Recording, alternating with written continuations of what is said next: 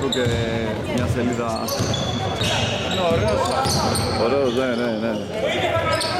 Αλλά έχει την εκπομπή που έχει την εκπομπή τώρα Σάββατο 3,5 ώρες τη μέρη, δηλαδή έλεος.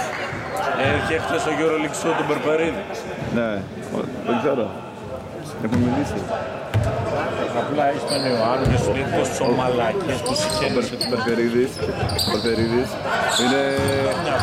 είναι πολυαθλητικός, λέω. Σου μιλήσει από ποδόσφαιρο μέχρι τένις. Και είναι και σε όλα πολύ καλό.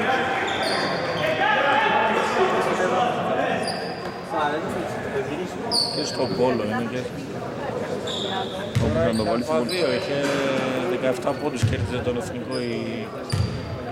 Κιμή. Όχι ρε, της Πάτρας μια ομάδα. Α, Προμηθέας. Ναι. Παίζον ωραίας. Τώρα κοίταγα γι' αυτό και κάτσε και τα... Ξέρω, ρε. Άμα καθόμουν και καθόλου. Ο Καρίδας παίζει στη Λευκάδα. Ναι. Ο Ανόπουλος έχει καθώς το τέτοιο. Κάτσε να γράψω γιατί είμαι να μου πέσει την φορά.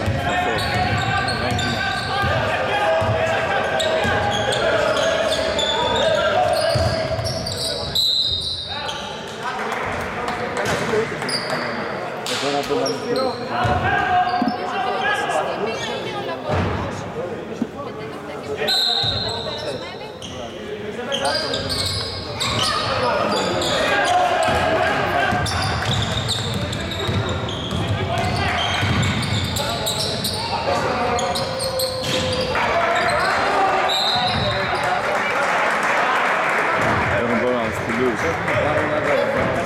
Δεύτερος επιθέσεις.